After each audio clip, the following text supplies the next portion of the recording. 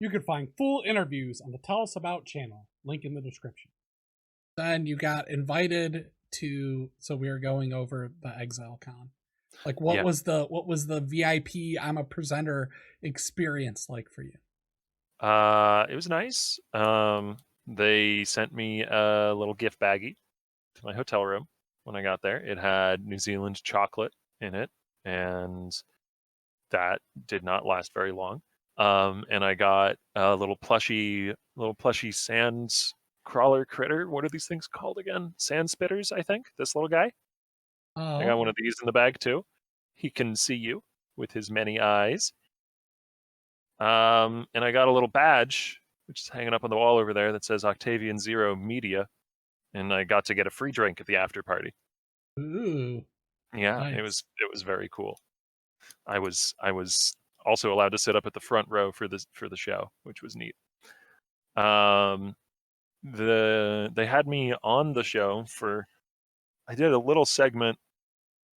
Oh, there was one thing where there was supposed to be a segment talking about like how creators make builds, where people's build ideas come from and stuff. And I think they had Engineering Eternity, they have Rise, they had Mathel, they had, I don't remember whether it was Tarke or Ziggy, and myself all scheduled to be on that show, but the couch on the stage wasn't big enough for everyone to sit on it. So I stepped back from that section of the show because they didn't have a big enough couch. And it was going to be like either I got cut, or I think like, I don't remember who else it was, but somebody else was going to get cut, and they hadn't had anything on stage yet. So I stepped back so that since I had another segment coming up anyway, I didn't want to be a jerk. But the segment that I was on for, I got to interview Neon and Rory, talking about basically whatever design concepts I wanted to talk about. They just kind of gave me, like, as far as the organization of the show went, they didn't give me a script or anything, or even talking points. They gave me a 20-minute segment in the show, and were like, you're going to be interviewing these two very lead devs at the company. Come up with smart things to talk about. And I was so goddamn nervous, like, because it was on like the second or third day of the event. So for the first like 2 days that I was in New Zealand, I was just so incredibly nervous, right? Constantly writing down ideas in a little notebook that I had and crossing things out and going, nah, that's stupid. That's God. funny. But they trusted me, and they trusted like a bunch of content creators, like I think,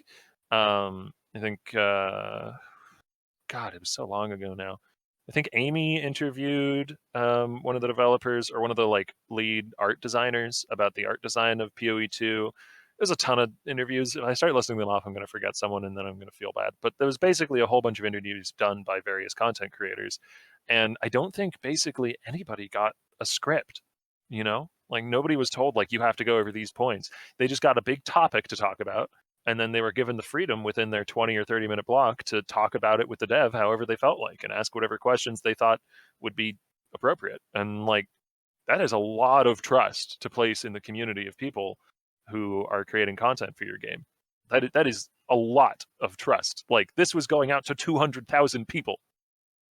I could have gotten up on that stage and just said big farts or something. I wasn't going to do that. Was that what was on the page one of your notes that you scribbled out? Big that's farts. One of the ones I scribbled out. No.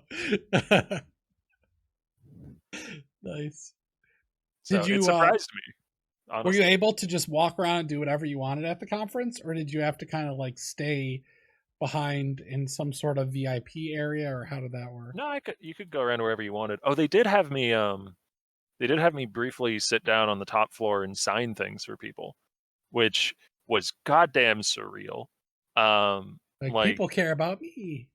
People, not a lot, admittedly, but like I think 15 or 20 people came by and wanted me to sign their ExileCon like Atlas poster, or a t-shirt or something, which was crazy. Yeah. I mean, you really take for granted what you don't see the people in person. Yeah. Like, I think I have 4 million total views on YouTube, which is probably it's 400,000 unique people or something like that, probably, maybe even more. And that's like, I can't comprehend that number. Human beings just don't have brains that work on that scale. Exactly. I can tell you, like my high school graduating class was like 220 people or something. I can cut, and that was a lot. Mm-hmm. You know what I mean? My whole high school gymnasium or whatever was like 800 or 1,000 because it was about the same for all the grades, and that seemed like a lot of people. It was one of the more humbling experiences of my life. When you were on stage, how many people actually were in the audience? Physically?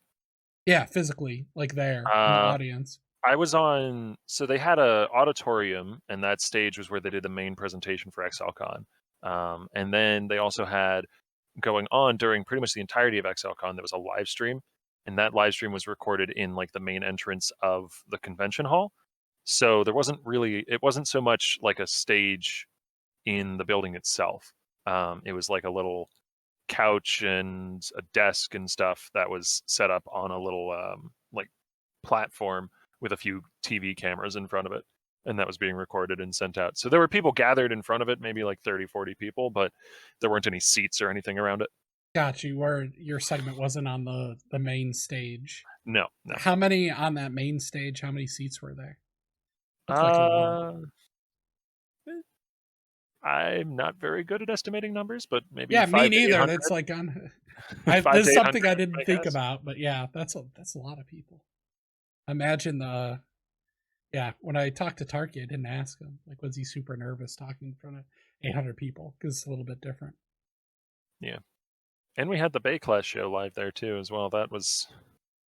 They didn't give us any like direction or script. They were just like, They're just do like a Bay Class show. do an episode. You know, like about what you know a show. Well, do it. it was about the things that, because it happened after the reveal of PoE 2 and the reveal of Metamorph and all that. So like it was an Yeah, episode you had about like that. that. You had a bunch of stuff to talk about then because you So just had your minds blown. we had like 10 minutes to, think about it and stuff Yeah. and sort out our thoughts and then do a show.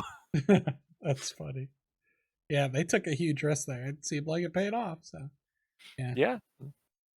I don't think they're ever going to do that again. Do you think they will do another Exile? Chris mentioned after the show that he really enjoyed it and he'd be interested in doing another, but then, a pandemic happened and that threw a wrench into the works of anything on a large scale gathering, obviously. So I have no idea where they stand now. That things are, still going on / winding down / some, I don't know. It's a mess. But one thing that'll always stick with me from the convention is that so they had a bunch of different people doing signings. They had some voice actors from the game. The woman who voiced Zana was doing signings. The man who voiced Einhar was, other content creators like Mathel and Rise and Ziggy and stuff. But they also had Chris Wilson signing things, and he drew, unsurprisingly, the biggest crowd. Basically, everybody wanted Chris Wilson to sign a thing for them. And to the point where it was like 11 p.m. and the convention center was closing, and there was still a line of 60, 70 people at least who wanted something for him to sign. So what he did is he took a desk, went outside because the convention center was closing, and in like drizzling rain, just sat there for another hour signing things for people. Wow, that's pretty crazy. He was just, he didn't have to do that. Yeah, there's very few people on the planet who would do that sort of thing. So yeah, it cemented my respect for the man. mm-hmm.